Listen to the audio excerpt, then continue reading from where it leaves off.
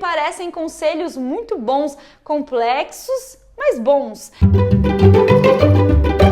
Tem uma plataforma grande aí das artes na internet chamada Artsy, que é principalmente um lugar para venda de arte, reúne várias galerias do mundo todo e tal, mas eles também têm uma seção de editorial que eu frequento, às vezes várias matérias legais, e aí tem essa que eles reúnem ensinamentos de artistas famosos e dizem como ser um artista segundo o artista tal, e aí eu quero aqui compartilhar com vocês os ensinamentos de como ser um artista segundo Mark Rothko, que foi um pintor que fez parte da turminha dos anos 50, trabalhando em Nova York, e a técnica de pintura que ele desenvolveu ficou conhecida como Color Field Painting, ou pintura do campo de cor. Ele diz que as pessoas que choram em frente às pinturas dele estão tendo a mesma experiência religiosa que ele teve quando pintou as telas. E é verdade que alguma coisa invisível acontece assim diante daquelas pinturas monocromáticas, dos retângulos vermelhos, amarelos, roxos que flutuam na tela. Ele acreditava que a arte era uma experiência em si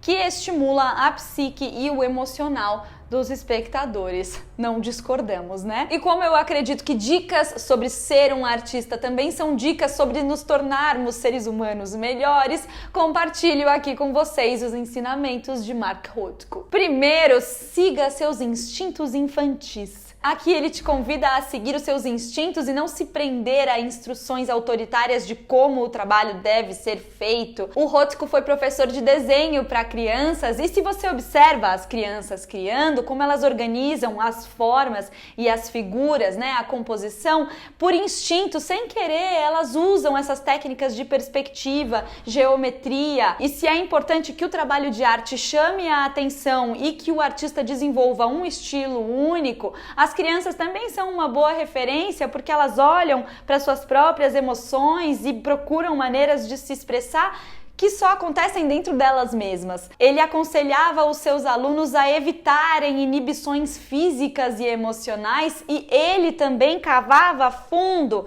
no subconsciente para se libertar do que ele entendia como a natureza restritiva da representação, o que o levou ao Color Field Painting. Próxima dica: expresse o inexprimível. O Rothko vem desse momento que os artistas estavam brigando para se livrar da figuração. A gente tem lá na vanguarda europeia o Kandinsky, e aí já chegando em Nova York tem os expressionistas abstratos. Eles queriam remover alusões ao mundo físico e incorporar referências metafísicas, esse mundo interior. O Rothko usava cores, sombras e gestos para evocar a sua própria mitologia. Chique a pessoa identificar que tem a própria mitologia, né? Para ele, uma pintura interessante expressa mais o que se pensa do que o que se vê. As formas não têm associações diretas com nenhuma experiência visível particular, mas nelas se reconhece o princípio e a paixão dos organismos. Ele era muito bom com as cores, as pinturas monocromáticas são assim chocantes, mas para além das cores, ele estava interessado em expressar grandes emoções,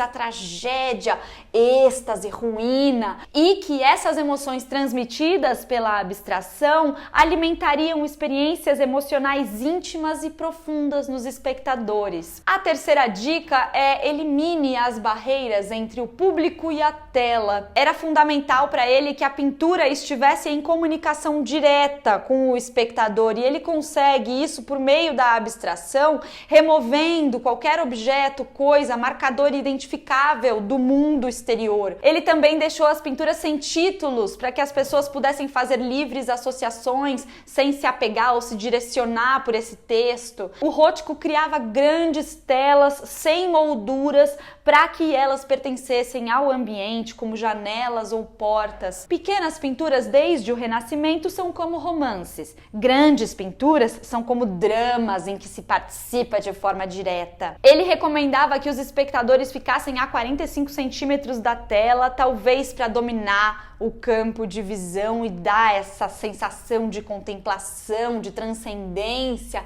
como se você fizesse parte daquele mundo mesmo. A quarta dica eu acho muito boa e muito difícil: remova o ego da sua arte. Como se faz isso? Mas ele acreditava que o ego ficava como um obstáculo da conexão entre a obra de arte e o público. A biografia do artista ou o papel do artista na sociedade distraem do verdadeiro poder da obra de arte de evocar essas emoções puras. Ele disse que não expressa o seu eu na pintura, mas que expressa o seu não eu, porque eram expressões universais da experiência humana.